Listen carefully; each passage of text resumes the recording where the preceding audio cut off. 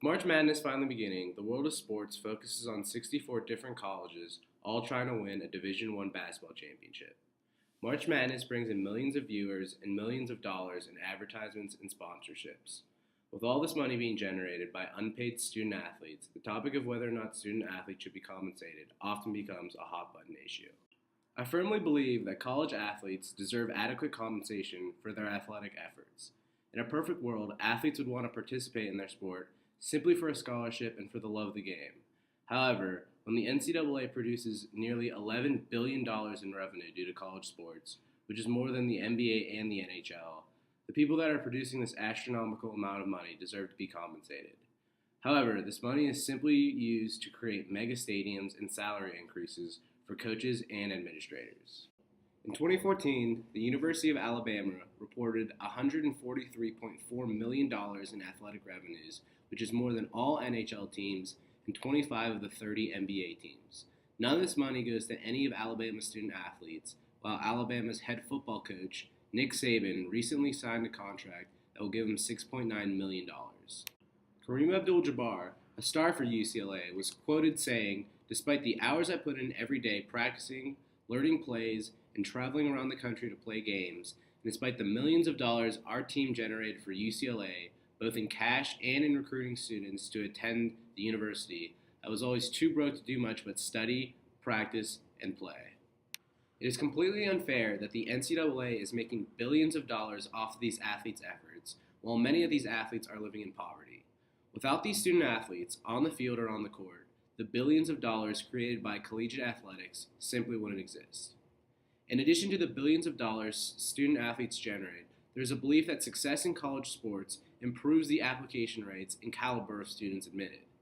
During Georgetown star Patrick Ewing's 1982 to 1983 season, the school's admissions rate increased by 47% and an average 40-point rise in freshman SAT scores.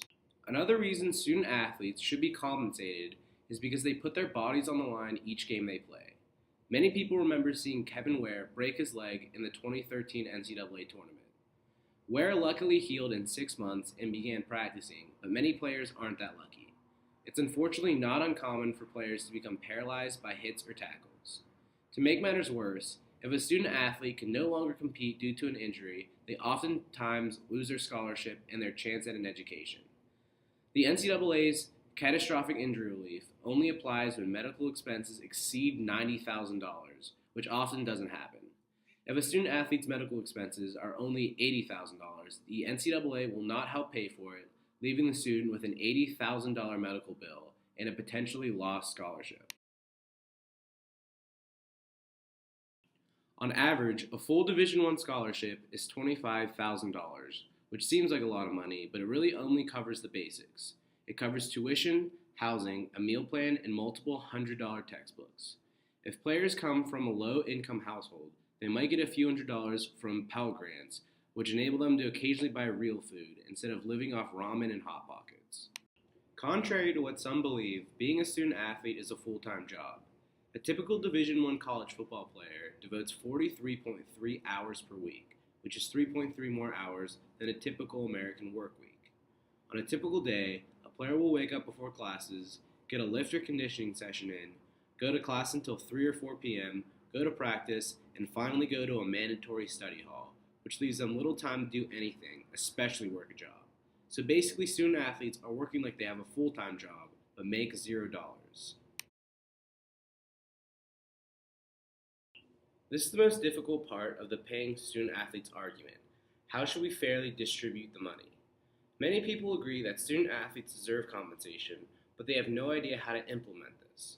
When the NCAA was created in 1906, the founders had no idea how large sports would become. The rules they implemented were designed for that time and that caliber of amateur sport. Now that it is the 21st century and college sports is a billion-dollar industry, it's time to make some rule changes, one of which is allowing players to receive compensation. For starters, I believe that athletes should be allowed to receive any endorsements they can obtain. For example, if Nike wants to offer a contract to Jameis Winston when he is still in college, why shouldn't he be allowed to sign it? According to the NCAA rulebook, Jameis wouldn't be allowed to sign because he is already under contract with the NCAA for $0. I also believe that student athletes should receive around $2,000 per semester through a weekly allowance. This not only gives student athletes spending money, as well as some early experience managing their own money. Athletes earn their schools hundreds of thousands of dollars, increase enrollment, and if they perform well, provide a recruiting piece for years. Based on all these things they do for their universities and all the work they put into their respective sports, I believe that student athletes deserve compensation.